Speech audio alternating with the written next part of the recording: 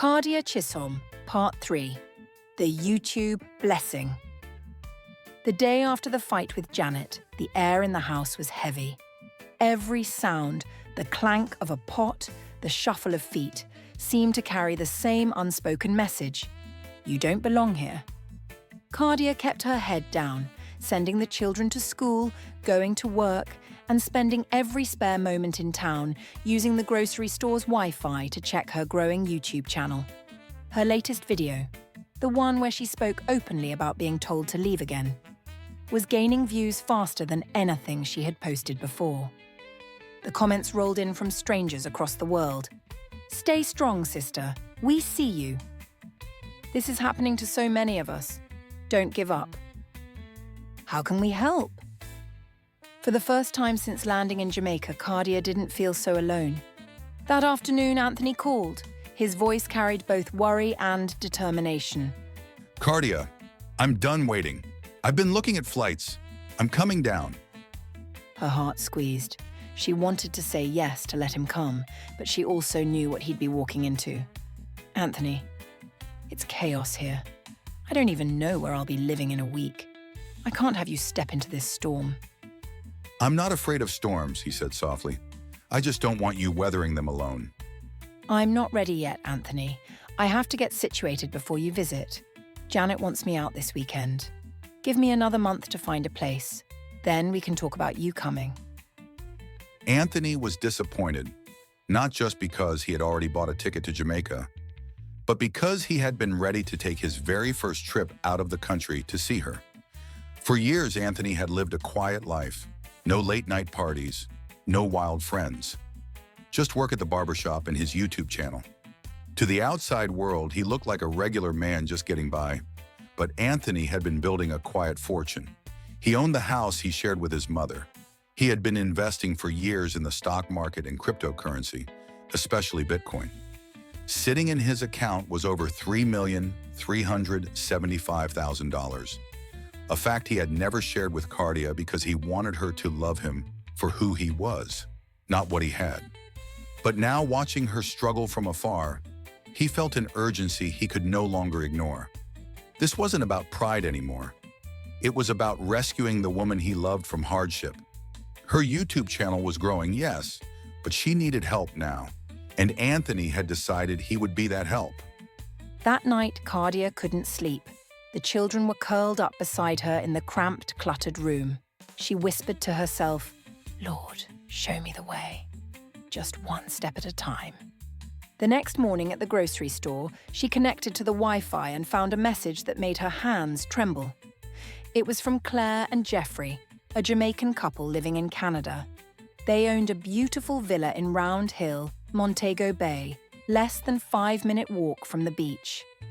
Once their vacation home, they visited less and less as they got older, and their adult children had no interest in keeping it up. The current housekeeper did little, and they were looking for someone trustworthy to live there and maintain it. "Cardia, we've been following your story. Our hearts go out to you and your children. You can live in our Round Hill home in Montego Bay, rent-free. All we ask is that you keep it clean and in order. If there's any issue, call us and we'll arrange everything. Contact the community clubhouse for the keys. We'll call ahead to let them know you're coming." When Carl heard the good news, he pulled Cardia aside. "I'm sorry about Janet's attitude. She's really a good woman, Cardia. I don't know what came over her since you came to stay with us." "It's an old story in this family, Carl. The bitterness goes way back," she replied. "But she's lucky to have you for a husband. You're a good man." 3 days later, with Carl's quiet help, Cardia packed her few belongings. She didn't look back at Janet's house. The drive to Montego Bay felt like shedding years of pain. When they arrived, the salty air wrapped around her like a blessing. The villa was old but elegant, with wide verandas and the ocean just beyond. The children ran from room to room, their laughter ringing in the open air. Carl smiled faintly as he was getting ready to leave. "If there's anything I can do, don't hesitate to call me at the first sign of trouble." He hugged her and the children before leaving. As she watched him drive away, Cardia thought about her life. She had always found it hard to get along with women, but men had a way of rallying to her side when she needed them. Her grandmother used to say all the women in their family had that strange power over men, and the curse of constant conflict with other women.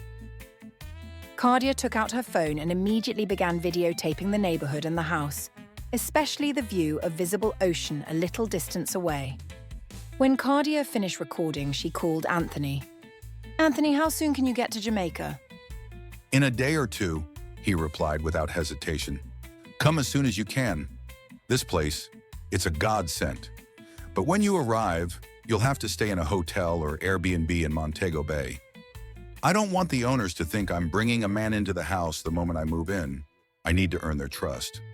"Honey, I don't mind staying in a hotel as long as I'm close to you.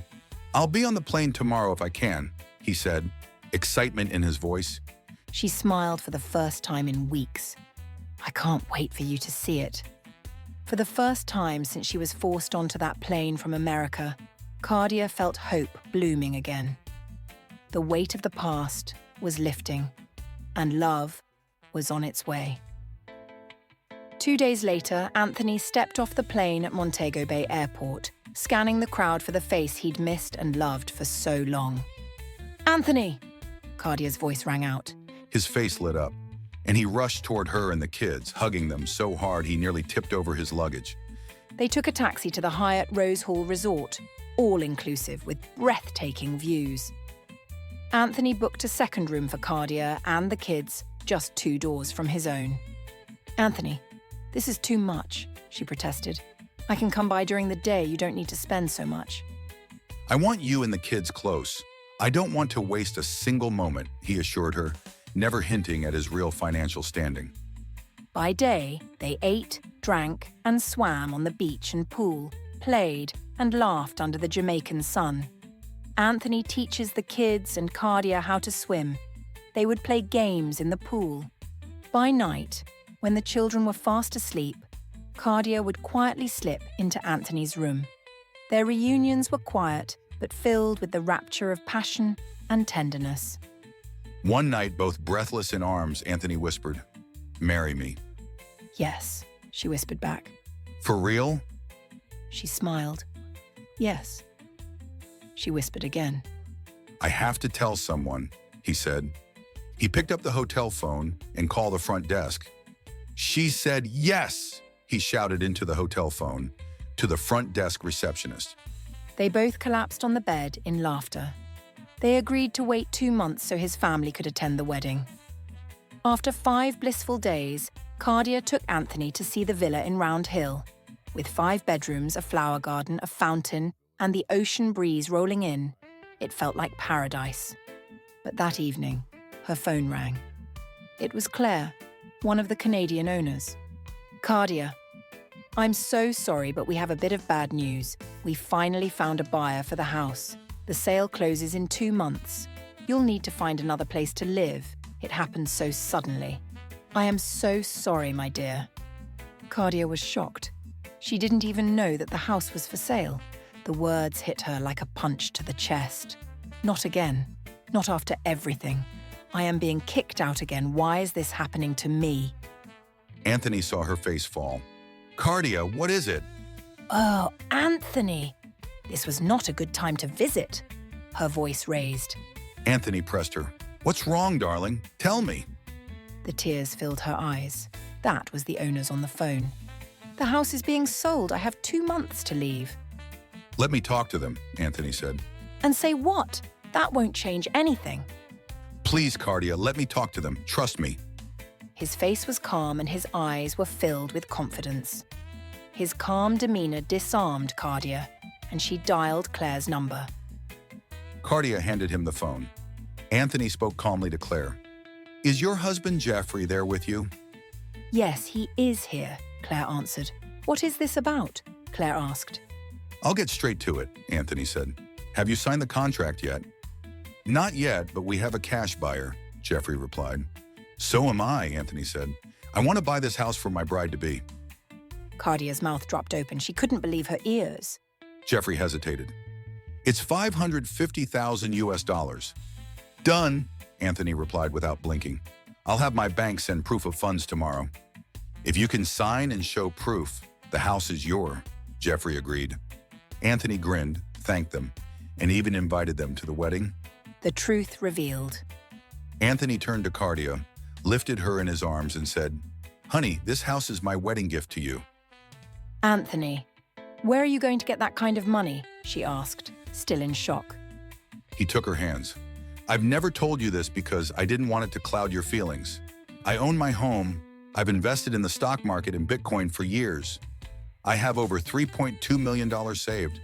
I've loved you for years, Cardia, long before you knew it." As he explained, tears streamed down her face. Not tears of fear this time, but of joy. For once, she let someone take care of her. For once, she allowed herself to believe she could finally stop running. The children played in the background, unaware that their lives had just changed forever. Anthony stayed 9 days, then returned to New York to finalize the purchase and plan the wedding. Cardia invited Carl, Janet, and a few cousins. 2 months later, Anthony's mother, brother, and barbershop friends came to the wedding. Claire and Jeffrey flew in from Canada. At the church wedding, Janet pulled Cardia aside, apologizing for everything and even trying to return the money she had stolen. Cardia refused. "If you hadn't pushed me out, I'd never have found my dream home. God used you to change my life." They hugged, crying, and promised each other to be the best sisters going forward. The wedding was glorious, but the biggest surprise came after in their new home. "I have something to tell you," Cardia said, tears in her eyes. Anthony's smile faded in concern. "What is it, darling?" "Well, it's sort of a gift to both of us.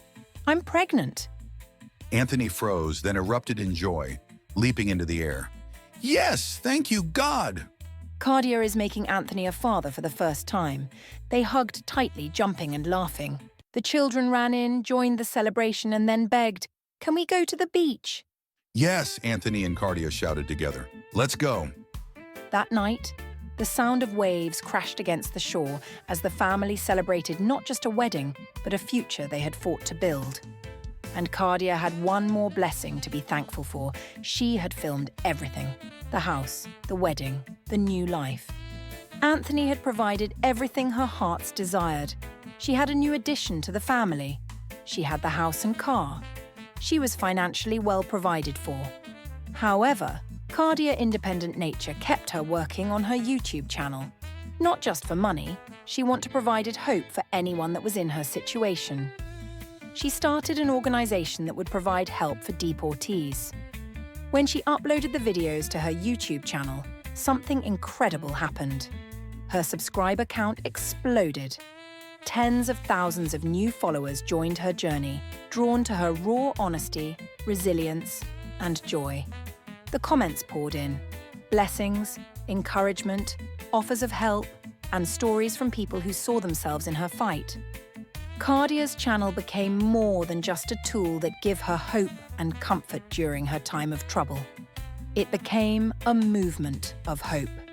And as she stood in her dream home, holding her husband's hand, her children laughing in the background, and a new life growing inside her, she knew one thing for certain: the storms had passed, and the sun had finally come out to stay, their new life stretching before them like the endless, beautiful horizon.